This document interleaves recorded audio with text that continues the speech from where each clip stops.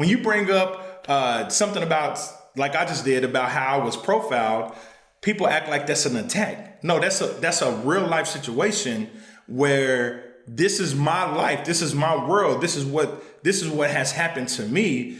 And I'm not saying that all police officers are bad, but that's how it's taken a lot of times. So people start giving you stats, or they start telling you, police officers, this and that, or whatever, Blue Lives Matter, or thin blue line, I forgot what it's called, Protect the Blue. I get that. Somebody break into my house, you know what I'm calling? The police. You know what I mean? I have friends that's in the police department. I meet with a guy that's high up this week just to have coffee.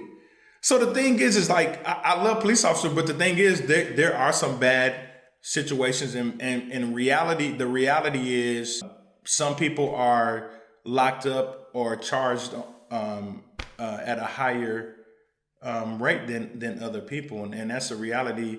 Not to say that it's never a reason. Like, some people, they are doing bad things. They need to get in trouble. When you look at the stats, I tell people all the time that stats doesn't always tell you the whole truth. We hear the whole entire, 50% of the crime is black people, and 53% of the homicides is black people, and the black on black crime, and the father's not in the home. And this is what I tell them.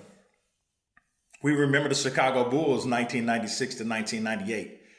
I ask people, when I sit down with someone, tell me who was the most important person on that team. Everyone says Michael Jordan, or maybe Scottie Pippen. But if you ask Michael Jordan and Scottie Pippen who's the most important person on that team during that time, they will tell you Dennis Rodman. Now, on the stat sheet, Dennis Rodman only averaged 5 points a game. So you say, well, how's he the most important person on the team, and he's only averaging 5 points? Someone off the bench can do that. That's because Dennis Rodman is doing all the stuff that does not report to the stat machine, to the stats. So when you look at the stats, he looked like, he got a lot of rebounds. So how's he the most important? That's because he's diving for balls. He's frustrating other players. He's doing all this stuff. He's setting the block. He's setting the pick. He's putting his body on the line. He's doing all these things to disrupt the play of the other people on the team, but it's not on the stat sheet, right? I'll give you one more. If the Thunder is playing against my Lakers, right? And if the Lakers, let's say the Lakers shoot 35 free throws and the Thunder only shoots 5 free throws. And let's say the Lakers win. They probably will win if you shoot 35-5.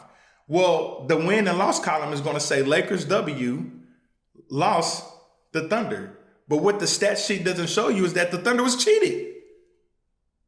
So everybody want to look at the stats and say, that's a win, that's a loss. But the Thunder was cheated. They shot 5 free throws. The Lakers shot 35. That's what the stat sheet is not telling you. So there's so many things. When a black man and a white man stand before a judge, who's getting locked up more? When a police officer pulls someone over, who's getting locked up more? Or we go back to, the father's not in the home, but let's go back to the 13th Amendment. Or we can go back before that.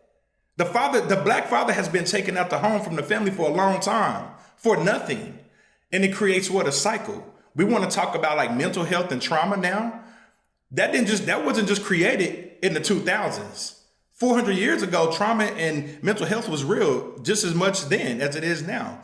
And so you create a cycle. Generational curse. You create a generational curse, or you create a cycle of the father not being in the home, the mother having to raise a son, and the daughter by themselves. They're growing up without their fathers, because then it becomes something that they just recycle. Then that boy said, well, my dad wasn't in my house, and that family survived, so I can, out of their control, the father's been taken out. Then you think about the 13th Amendment. Now we're locking up black fathers. We can't have slaves legally, but if we lock them up, it's free labor. So if you're on the sidewalk with a white person and you don't get off the sidewalk so they can walk by, I'm locking you up. So my thing is, we can't talk about the effect without talking about the cause. We learned that in elementary, cause and effect.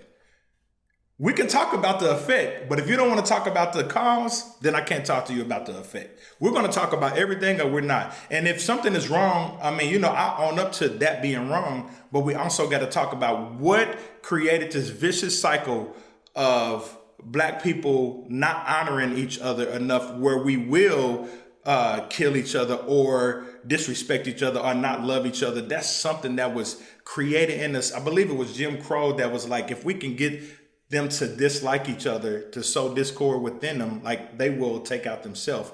And it will make it easier for black people to be controlled. That's one reason they had the dark skinned person outside, the light skinned person inside.